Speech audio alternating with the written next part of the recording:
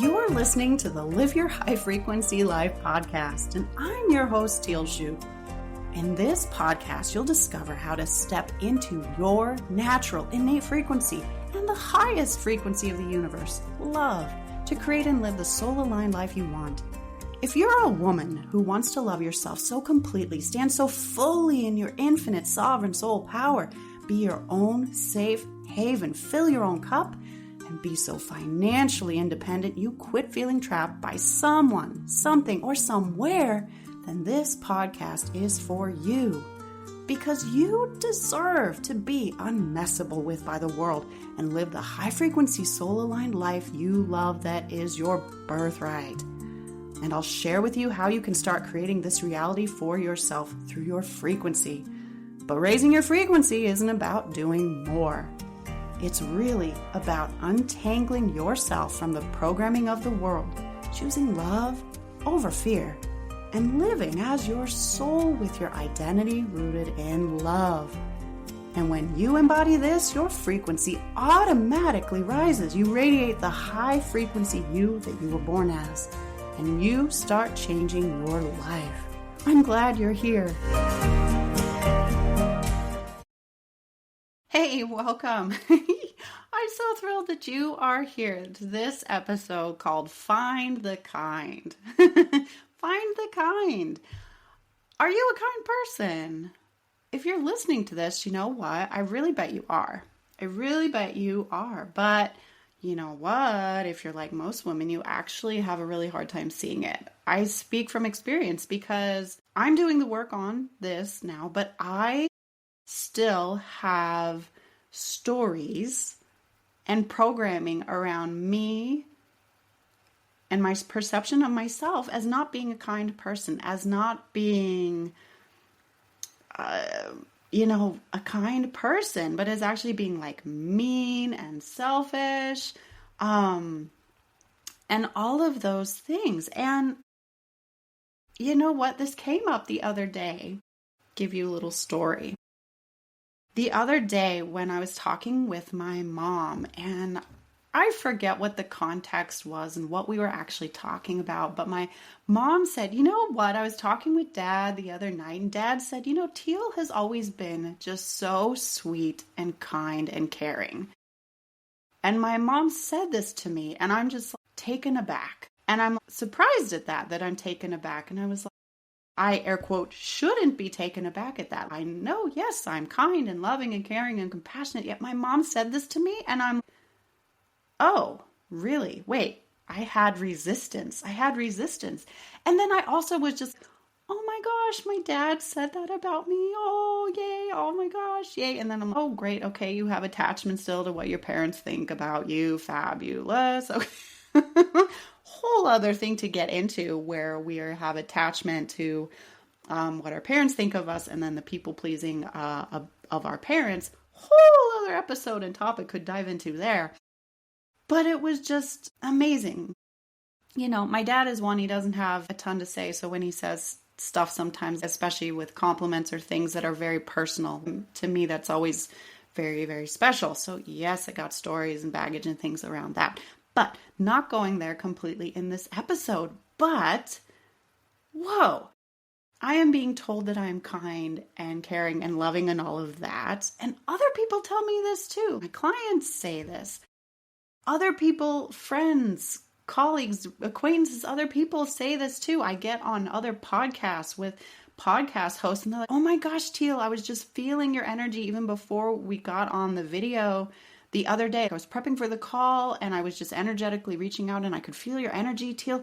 Oh my gosh, I just saw this golden glow of light and you were so calm and peaceful and loving and you're so gentle and generous and kind and caring. And I'm like, oh, okay. Still resistance to what others are telling me about what they see in me and my energy. What about you? What about you? Does this ring some bells? Whereas women, you know what? It's the compliment things, or especially people telling you nice things about yourself, and you have that resistance. You have that resistance to think that nice thing is really, really true.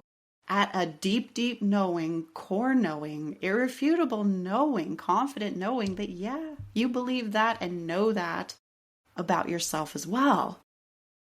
Well, yeah, that resistance you feel comes from societal programming, especially around women, of be seen but not heard, of, oh, nice girls, don't brag. Nice girls aren't arrogant. Nice girls, they're not getting all of these compliments. That's flash. There's so much societal programming about that too. But it's more than that. It is so more than that because look actually, if you will, at our biology. Look at our brain and our nervous system. Our system actually has a negativity bias. So sure, even if people are telling you good and wonderful things and you've done a great job and fabulous and compliment and you're kind and you're amazing and you're stupendous, and it's true, and they believe it, and they aren't just blowing smoke up your ass.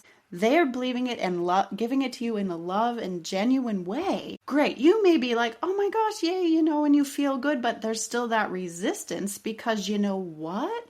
The negativity bias of your brain is also looking at all of the other times where maybe you weren't kind and you weren't being generous or caring or gentle or compassionate. We've all done it. Yeah. Well, when did you, elbow your brother in the wrist? Or in my case, once upon a time as a toddler, hit my brother with a big, giant plastic red bat because he wouldn't play with me. Yeah. So negativity bias, your brain is still, yeah, but I still remember all this other stuff. So because it's not 100% kindness day in and day out all day long, yeah, I'm going to say, yeah, we're going to look over here at all the ways that you aren't kind and are mean and aren't generous and you've screwed up. So your biology is doing that because, hey, your biology likes to look for the negative things around you because it's scanning constantly for threats and fear and all of that. And the negative things, well, those can be threats. So the brain is like, yep, look over here at this negative stuff. And I'm doing that to keep you safe. That's what your brain is doing. So how do you get out of this then? Well, yeah, you are kind. How do you accept those compliments, accept that yes, you are kind and step into that truth, feel that truth, embody that truth? How do you do that? Well, reprogramming. You know this. Reprogramming. You've heard of this. Reprogramming, hypnosis, rewiring, whatever you want to call it. Subconscious reprogramming in many different shapes and forms that people call this. I call it subconscious reprogramming as well as hypnosis. I speak to it in reprogramming the whole of you. Mind, body, brain, nervous system, identity, ego, subconscious, conscious, all of you. Because when you change and rewire all of you, every bit of you, this ego, this human form, including the mental part of it, then you experience change, lasting change. So yeah, you do the formal reprogramming. You do that formal reprogramming, hypnosis audios, tapping, other techniques that I share, breathing, bringing your nervous system into safety around feeling kind and loving and compassionate. But here's the piece that often is left out. What is going on still with your brain? Your brain is still got this negativity bias. Your brain is still looking for threats. Your brain is still saying, Teal, Susie Q, you're not kind. Even though you're doing the formal rewiring and reprogramming, because you know what? Your brain hasn't caught up yet. It takes a second for these new neural networks to form. It can happen boom like that, or it takes as long as it takes, and you better be supporting yourself along the way until your brain gets on board and all of you gets on board with that change that you're doing with the formal reprogramming. But your brain is still, nope, I don't think you're kind yet. I don't think you're kind yet. Here's what you do. Look at when you are kind. Did you hold open a door for someone? Did you give a compliment? Did you give your partner a hug? Did you tell your child that you loved them? right? Did you take time for yourself? Did you go for a walk? Did you pet a dog? Did you bless a tree? Did you be in gratitude? Whatever it is, when you are kind and loving and caring and compassionate, look for those things and say, oh, look at that. That was kind. Oh, look at that, Susie Q. I did that. That's compassionate. Oh, I'm Linda. And Linda is kind because Linda, picked up a puppy from the puppy shelter and adopted it. Oh, I said something kind to a stranger. Whatever it is, kind and compassionate, being patient, reading a story to someone elderly at the senior center, spending time with someone in the hospital, whatever that is. There's 7 bazillion infinite ways of being kind and loving and caring, compassionate. Notice them. Notice them. Be aware of them. And then tell yourself out loud, Julie, that was kind. I was kind. That is me being kind. I am a kind person. I was compassionate doing that. I am so compassionate doing that. Say it out loud. Notice it. Say it out loud. Name it. Label it that you are kind and compassionate. Put that identity on it for you and say it out loud. What is this doing? This is influencing a part of your brain called the reticular activating system. Part of your nervous system, reticular activating system, RAS. And it is how you perceive the world. It is a filter. It filters the world through your subconscious reprogramming and identity. So what you see out there in the world, it's filtering based on what you have programmed inside. But just doing formal reprogramming like hypnosis or thinking thoughts in your head isn't enough to shift what the RAS perceives. It is influenced by what it sees and what it hears. Auditory and visual, so it needs to read something and hear something to be influenced. Hypnosis does not influence the RAS.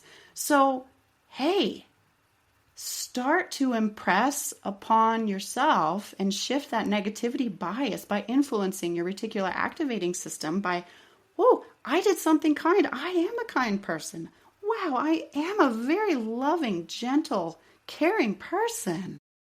I am kind and loving and caring and gentle, compassionate person. I held that door. Oh, I waited and gave someone else a turn in front of me. I was patient in the airport line. I helped someone who needed to carry packages.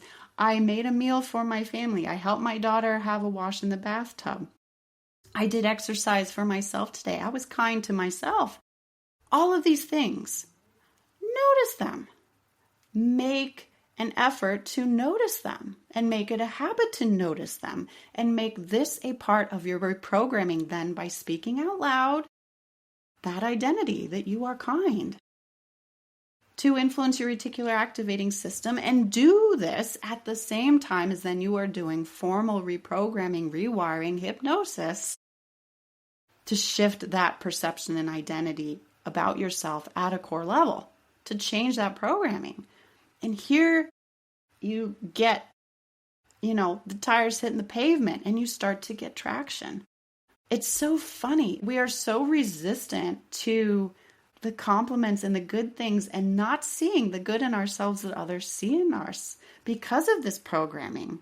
And even influential people in our lives, our partners, our parents, people we love and care about, who we listen to their advice, even when they're telling us good things about ourselves. I feel that resistance still, and I'm doing the work just as I'm describing to you, and I've come a long way. Colleagues even, right? That you're even close to. Bosses. I remember working at Siemens, oh golly, it's a decade ago now, as a senior project manager, Fortune 500 company. I'm doing these very big projects, international projects, complicated projects, big old bucks on the line. A lot of them are even municipal projects. So very much in the public eye. And part of me as a project manager, I was not mean. My style of leadership and influence in project management was this kindness. The people then were doing things for me because I was kind. I was leading through kindness and love rather than pressure and fear tactics and scare tactics and all of these things. And so at Siemens, my colleagues and my bosses and the leadership, even all the way up into very high management back at headquarters in Germany. Oh, Teal is air quote mean Teal. They had a joke about this because I wasn't mean. And when I actually got a bit firm and stern with someone on my team, or even had to do something a little bit remedial for someone on my team to help them move forward, to grow, get them up to scratch, in performance, they were like, oh, Teal's got to be mean Teal today. And I hated it. And I wasn't mean even then. Oh my gosh, you could compare me to anyone and there was no meanness. But it was a joke.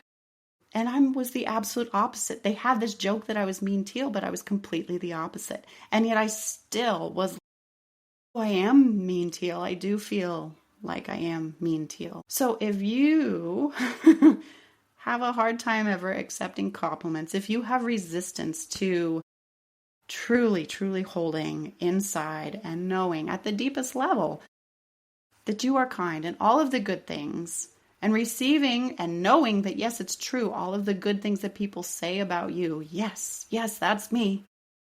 Yes, that's me. And living it, breathing it, acting it, knowing it, it is your identity. It is soaked through every bit of you. Then, yeah, do these steps that I'm talking about. And I'm here to help too. But this is a fabulous way to get started with that. And it's such a frequency changer too. Because it feels so much better, doesn't it? I am kind rather than, oh, I'm mean, or I don't know about that, or I don't feel that way about myself. Hey, self-love, self-worth, come knocking, boom, boom, boom. Are you worthy of things because you're feeling kind? Are you not worthy of things because you're mean? What stories do you have around that pull that thread? And you go down the rabbit hole of, hey, if you're thinking you are not worthy of stuff because of who you are, if you're mean, you're not good enough, you're not kind enough, you're not compassionate enough, there's more baggage than under the surface. So yeah, you are kind and compassionate. Let's clean that up. Okay, so I'm going to leave it there, and big hugs to you, and I will see you in the next episode. Thank you for being here and listening to this entire episode. If you're the kind of woman that likes to help others, then please share this with your friends, family, and circle. Because if you found value, they will too. And if you'd like even more high frequency and life-changing content, please connect with me on Instagram and Threads at Teal Shoop Coaching. Now, one last thing, I do have a personal request. I'm here to help make this world a better place for you and for all. So if you would, please leave a candid 5-star review on your favorite podcast app. I'd be so grateful, and through your big-hearted assistance, together we can help other amazing women just like you thrive. Thank you, big hugs to you, and I'll see you in the next episode.